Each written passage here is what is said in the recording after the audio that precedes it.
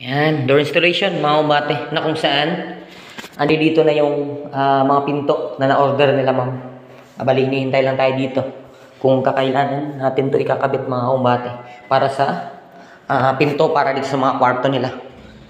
Dito sa pang guest, sa kids, at saka sa master bedroom, at saka sa mga banyo mga kumbate. Bali 5 yan. Isa, dalawa, tatlo, apat, 5. Bali, dalawa yung pang CR na 60 by 210 mga kumbate. Ayan. Gaganda ng design mga kumbate. Ayan. Bali, ang kulang na lang yan, instalasyon para maikabit natin dito sa mismong hamba nila. Ayan.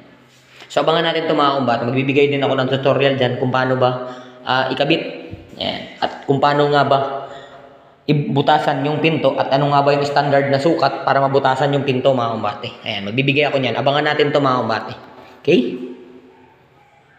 Ayan, door installation mga kumbate na kung saan ganito talaga yung pinakamahirap o ito talaga yung pinakamahirap pagdating sa yung magsusunod ka na lang mga kumbate na ikaw yung finisher kung tawagin na kung saan napaka ng mga jam nila. So, ang bali magagawa natin dito, lahat halos ng pinto mga kumbate, kakaltasan natin. Ayan. Pinapakaltasan ko na sa tropa. Ayan. Meron kami dalang planer para lahat ng pinto mga kumbate. Talagang kakaltasan talaga mga kumbate. Hindi pa pwedeng hindi kaltasan kasi hindi papasok. Gawa ng yung jam, hindi wala sa hulog mga kumbate yung jam. Ayan. Kita nyo naman. Ayan, kita nyo naman mga kumbate. Yan talaga yung pinakamahirap pag ikaw yung susunod na finisher. Ayan. Talagang sa'yo lahat mga kumbate. Kagaya nito. Magkabilaan na yung pinto na to. Magkabilaan na yung kinaltasan namin. So, ang bali ginawa namin, kasi malaki yung kakaltasan dito, binalance lang namin. Kaya magkabilaan yung kinaltasan para maging pantay pa rin yung frame niya mga kumbate. Katulad din dito sa may kabilang banyo. Ayan. Doon, hindi nakadikit. Pagdating sa baba, nakadikit na. Yan. Yan yung kalimitang problema o kadalasang nahihirapan yung mga kagaya kong mga finisher mga kumbate. Okay? Doorknob installation mga kumbate. Ito yung palagi kong sinasabi o lagi kong tinuturo sa reels na kung saan napakasimple lang po talaga ng pag-install ng doorknob na kung saan mula dito sa pinto mga kumbate. Ayan, mula sa pinto na yan. Sukat lang po kayo ng 1 meter mga kumbate. 1 meter. Ayan. 1 meter. Pag naguhitan nyo na po, syempre, iskwalahan nyo yan. Iskwalahan yan mga kumbate. Iskwalahan nyo. Pag na meron na kayong iskwala, mula dito sa corner ng pinto, sukatan nyo ng 6 cm mga kumbate. 6 cm lang po. Bawal po talaga sumobra. Dapat po 6 cm. Tsaka nyo itatapat tong hulso mga kumbate. Dun sa sukat nyo na 6 cm, dun nyo itatapat yan. Pag nabutasan nyo na, dito naman po kayo. Yan. Dito naman po kayo bubutas. Sisentrohan nyo lang yung mga pinto mga kumbate. Sisentrohan nyo lang yan. Sentro lang. Gagamit naman kayo ng ganito. Ito naman yung pambubutas nyo mga kumbate. Pang-pin, tawagin. Tsaka nyo papasok o gagamitin nyo yung doorknob nyo. Ito yung doorknob nyo. Ayan. Na kung saan, ito yung pinakasimpleng ikabit na doorknob mga kumbate gawa ng, ayan o. Pag natanggal mo yung bolt na yan, pag natanggal mo yung mga bolt nya, mas madali na lang po. Kasi nga, diretso na yan dyan. Ayan o, diretso na yan dyan. Hindi na kailangan tanggalin pa to. Hindi na kailangan tanggalin pa yan. So, dito mo yan ipapasok mga kumbate. Ayun, meron naman yung butas. Ayan. Diyan yan ipapasok yan. Yan. Tsaka yung bolt na tinanggal nyo, syempre, dito nyo idadaan yan. Para igaganan nyo. Yan. Madali lang yan mga kumbate. Yan o. Pag-i-install. Dito naman sa part na to, ayan. Dito yung sinasabi ko, dito kami talagang mas nahirapan mga kumbate. Dito sa part na to. Gawa ng yung jam. Pahirapan talaga kasi nga yung jam niyan mga kumbate wala talaga sa hulog. Dito naman sa maliliit na para sa toilet sa magkabilaan, Meron namang mga adjustment pero mga kukunti lang mga kumbate. Hindi talaga parehas dito na talagang malaki yung binawas namin dito sa pinto mga kumbate. Para hindi mas halata, yung dalawang ano na to, frame, magkabilaan, kinaltasan namin dito, kinaltasan rin namin doon para mas maging komportable pa rin tayong tignan mga kumbate. Mas parehas pa rin sila.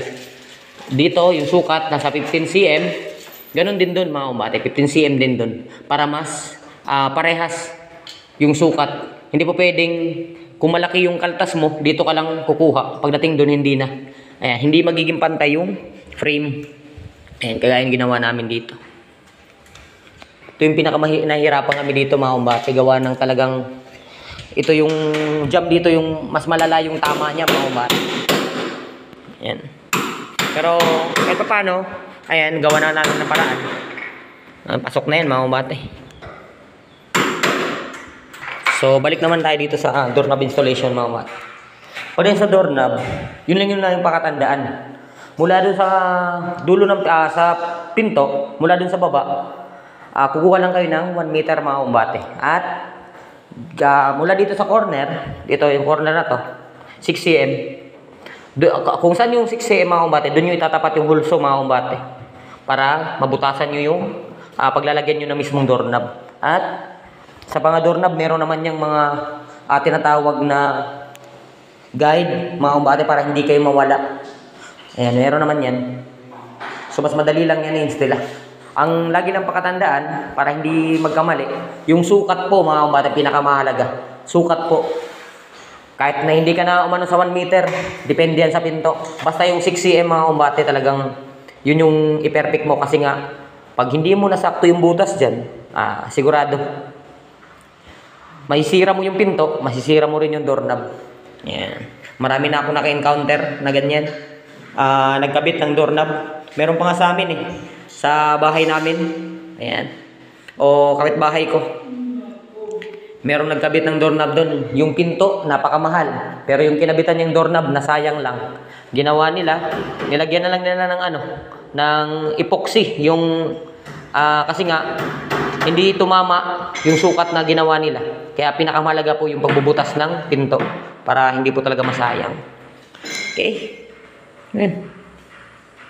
Ayan. Door installation mga kumbate. Na kung saan nakabit na namin yung para sa toilet. Sa PNB nila. Ayan. Okay, di ba?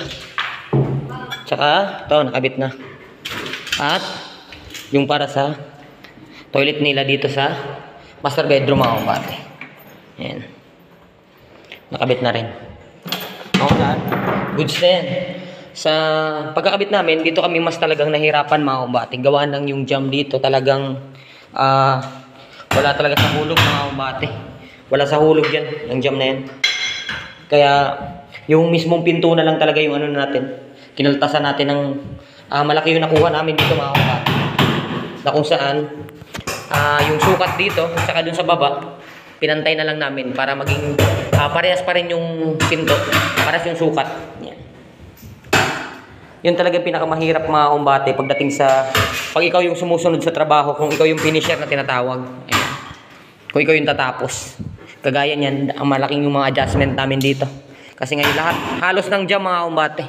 Pahirapan yung pag-i-install gawa ng wala sa hulog. Ayan. Siyempre tayo yung magsasuffer niyan. Tayo yung sumusunod, tayo yung ano niyan mga kumbate. Ay, kagaya nito. Ayaw pumasok, gawa ng sa itaas at saka baba, hindi pantay. Kaya kinatasan namin yung dito. Okay? Ito, pagtatapos mga kumbate, na kung saan nakakabit na namin. Ayan. Ito, para sa guest mga kumbate. Ito para sa banyo naman. Then, para sa kids. Dito, di namin ito kinabitan, gawa ng ikakabit na nila dito. Which is yung tinatawag na smart lock na kinakailangan ng fingerprint mga kumbate. Ito naman yung para sa banyo, para sa master bedroom.